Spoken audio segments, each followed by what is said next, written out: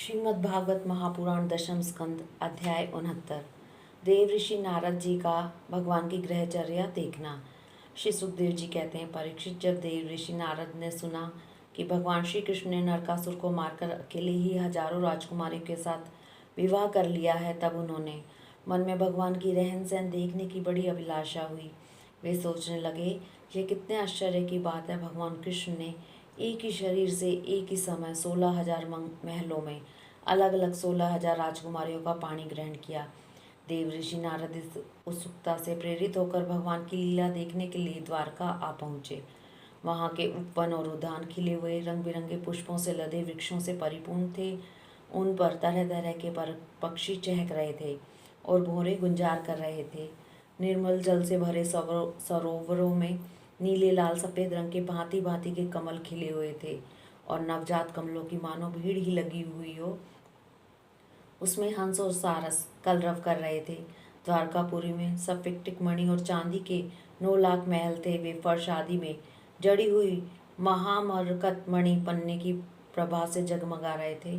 उनमें सोने तथा हीरे की बहुत सी सामग्रियां शोभायमान थी। उनके राजपथ, गलियां, चौराहे, बाजार बहुत ही सुंदर थे। घुड़साल आदि पशुओं के रहने के स्थान, सभा भवन और देव मंदिरों के कारण उसका सौंदर्य और भी चमक उठा था। उसकी सड़कों, चौक, गली और दरवाजों पर छिड़काव किया गया था। छोटे छोटे डंडियां और बड़े बड़े झंडे जगह जगह फहरा रहे थे, जिनके कारण रास्तों पर धूप नहीं आ पाती थी।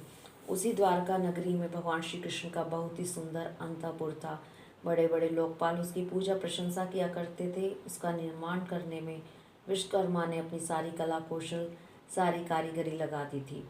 उस अंतपुर में भगवान की रानियों के 16,000 से अधिक महल शोभायमान थे। उनमें से एक बड़े महल में देव ऋषि नारद ने प्रवेश किया। उस महल में मुंगोए के खंभे, वैदूर्य के उत्तम उत्तम छज्जे, इंद्र नीलमणि की दीवारें जगमगा रही थी और वहाँ की गच्छें भी ऐसी इंद्र नीलमणियों से बनी हुई थी जिनकी चमक किसी प्रकार कम नहीं होती। विश्वकर्मा ने ऐसे बहुत से चंदोवे बना रखे थे जिसमें मोती की लड़ियों की झालरें लटक रही थी। हाथी दांत के बने हुए आसन और पलंग थे जिसमें श्रेष्ठ श्रेष्ठ मणि जड़ी हुई थी। बहुत सी दासियां गले में सोने का हार पहने और सुंदर वस्त्रों से सुसज्जित होकर, बहुत से सेवक भी जामा पगड़ी और सुंदर सुंदर वस्त्र पहने तथा जड़ाऊ कुंडल धारण किए अपने अपने काम में व्यस्त थे और महल की शोभा बढ़ा रहे थे। अनेकों रत्नदीप अपनी जगमगाहट से उसका अंधकार दूर कर रहे थे। अगर की धूप देने के कारण झरोकों से धुआं निकल रहा था। उसे देखकर रंग बिरंगे मणि में छज्जों पर बैठे हुए मोर बादलों के भ्रम से कूक कूक कर नाचने लगे। देव ऋषि नारद ने देखा कि भगवान श्री कृष्ण उस महल की स्वामिनी रुक्मणी जी के साथ बैठे हुए हैं और वे अपने हाथों में भगवान को सोने की डांडी वाली चवर से हवा कर रही हैं। यद्यपि उस महल में रुक्मणी जी के समान ही गुण रूप अवस्था वेशभूषा वाली सहस्त्रों दासियां भी हर समय विद्यमान रहती थी। नारद जी को देखते ही समस्त धार्मिक के मुकुटमणि भगवान श्री कृष्ण रुक्मणी जी के पलंग से सहसा उठ खड़े हुए। उन्होंने देव ऋषि नारद के युगल चरणों में मुकुट युक्त सिर से प्रणाम किया और हाथ जोड़कर उन्हें अपने आसन पर बैठाया।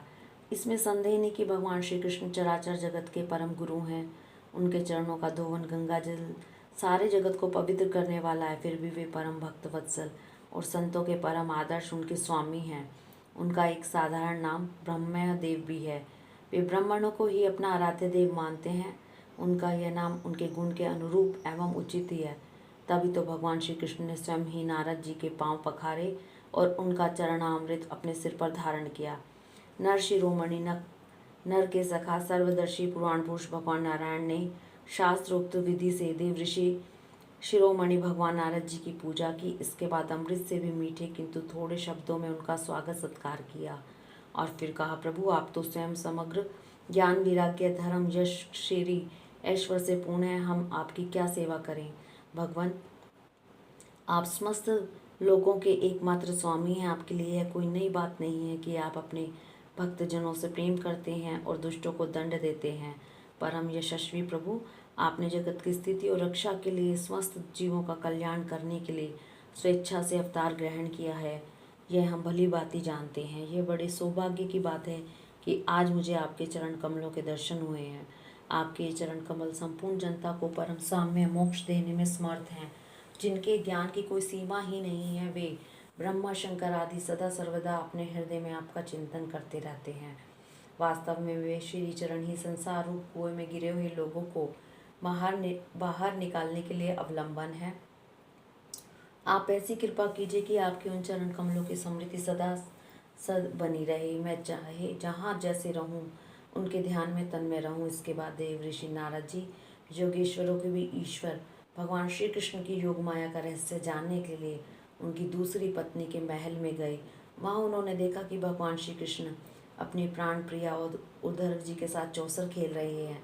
वहाँ भी भगवान ने खड़े होकर उनका स्वागत किया, आसन पर बिठाया और विविध सामग्रियों द्वारा बड़ी भक्ति से उनकी अर्चना पूजा की। इसके बाद भगवान ने नारद जी से अनजान की तरह पूछा, आप यहाँ कब पधारे? आप तो परिपूर्ण आत्माराम आत्म काम हैं और हम लोग हैं अपूर्ण।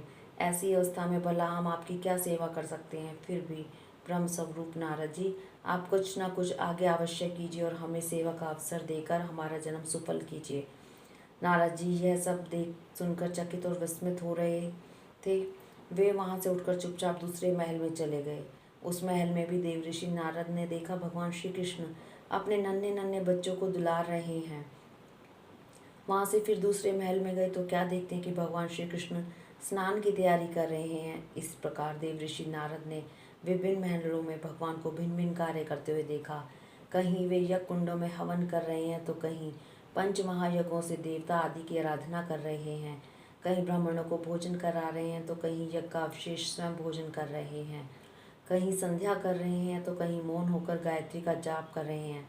कहीं हाथों में ढाल तलवार लेकर उनको चलाने के पैतरे बदल रहे हैं। कहीं घोड़े हाथी अथवा रथ पर सवार होकर श्री कृष्ण विचरण कर रहे हैं। कहीं पलंग पर सो रहे हैं तो कहीं बंदीजन उनकी स्तुति कर रहे हैं। किसी महल में उद्धव आदि मंत्रियों के साथ किसी गंभीर विषय पर परामर्श कर रहे हैं तो कहीं उत्तम उत्तम वारांगनाओं से घिरकर जल क्रीड़ा कर रहे हैं। कहीं श्रेष्ठ ब्राह्मणों को वस्त्र आभूषण से सुसज्जित गौओं का दान कर रहे हैं तो कहीं मंगलमय इतिहास पुराणों का श्रवण कर रहे हैं। कहीं किसी पत्नी के महल में अपनी प्राण प्रिया के साथ हास्य विनोद की बातें करके हंस रहे हैं तो कहीं धर्म का सेवन कर रहे हैं, कहीं अर्थ का सेवन कर रहे हैं। धन संग्रह और धन वृद्धि के कार्य में लगे हुए हैं तो कहीं धर्मानुकूल ग्रह उचित विषयों का भोग कर रहे हैं। कहीं एकांत में बैठकर प्रकृति से अतीत पुराण पुरुष का ध्यान कर रहे हैं तो कहीं गुरुजनों को इच्छित भोग सामग्री समर्पित करके उनकी सेवा शुश्रूषा कर रहे हैं। देव ऋषि नारद ने देखा कि भगवान श्री कृष्ण किसी के साथ युद्ध की बात कर रहे हैं तो किसी के साथ संधि की। कहीं भगवान बलराम जी के साथ बैठकर सत्पुरुषों के कल्याण के बारे में विचार कर रहे हैं। कहीं उचित समय पर पुत्र और कन्याओं का उनके सदृश पत्नी और वरों के साथ बड़ी धूमधाम से विधिवत विवाह कर रहे हैं। कहीं घर से कन्याओं को विदा कर रहे हैं तो कहीं बुलाने की तैयारी में लगे हुए हैं। योगेश्वर भगवान श्री कृष्ण के इन विराट उत्सवों को देखकर सभी लोग विस्मित चकित हो जाते थे। कहीं बड़े बड़े यज्ञों के द्वारा समस्त देवताओं का यजन पूजन और कहीं कुएं बगीचे और मठ आदि बनवाकर इष्ट अपूर्त धर्म का आचरण कर रहे हैं। कहीं श्रेष्ठ यादवों से घिरे हुए सिंधु देशीय घोड़े पर चढ़कर मृग्या कर रहे हैं, उसमें यज्ञ के लिए मेध्य पशुओं का ही वध कर रहे हैं। और कहीं प्रजा में तथा अंतपुर के महलों में वेश बदलकर छिपे रूप से सबका अभिप्राय जानने के लिए विचरण कर रहे हैं। क्यों न हो भगवान योगेश्वर जो हैं।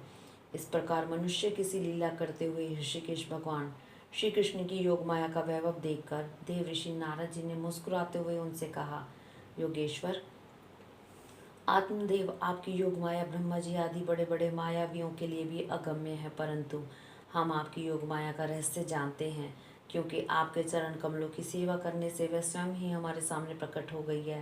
देवताओं के भी आराध्य देव भगवान 14 भुवन आपके सूर्य से परिपूर्ण हो रहे हैं। आप मुझे आज्ञा दीजिए कि मैं आपकी त्रिभुवन पावनी लीला का गान करता हुआ उन लोकों में विचरण करूं। देव ऋषि नारद, मैं ही धर्म का उपदेश पालन करने वाला और उनका अनुष्ठान करने वालों का अनुमोदन करता भी हूँ। इसलिए संसार को धर्म की शिक्षा देने के उद्देश्य से ही मैं इस प्रकार धर्म का आचरण करता हूँ। मेरे प्यारे पुत्र, तुम मेरी यह योग माया देखकर मोहित मत होना। श्री सुखदेव जी कहते हैं, इस प्रकार भगवान श्री कृष्ण गृहस्थों को पवित्र करने वाले श्रेष्ठ धर्मों का आचरण कर रहे थे। यद्यपि वे एक ही हैं, फिर भी देव ऋषि नारद जी ने उनको उनकी प्रत्येक पत्नी के महल में अलग अलग देखा। भगवान श्री कृष्ण की शक्ति अनंत है। उनकी योग माया का परम ऐश्वर्य बार बार देखकर देव ऋषि नारद के विस्मय और कौतूहल की सीमा न रही। द्वारका में भगवान श्री कृष्ण गृहस्थ की भांति ऐसा आचरण करते थे मानो धर्म अर्थ और काम रूप पुरुषार्थों में उनकी बड़ी श्रद्धा हो। उन्होंने देव ऋषि नारद का बहुत सम्मान किया। वे अत्यंत प्रसन्न होकर भगवान का स्मरण करते हुए वहां से चले गए। राजन, भगवान नारायण सारे जगत के कल्याण के लिए अपनी अचिंत्य महाशक्ति योग माया को स्वीकार करते हैं और इस प्रकार मनुष्यों की सी लीला करते हैं। द्वारकापुरी में 16,000 से भी अधिक पत्नियां अपनी सलज और प्रेम भरी चितवन तथा मंद मंद मुस्कान से उनकी सेवा करती थी और वे उनके साथ विहार करते थे। भगवान श्री कृष्ण ने जो लीलाएं की हैं उन्हें दूसरा कोई नहीं कर सकता।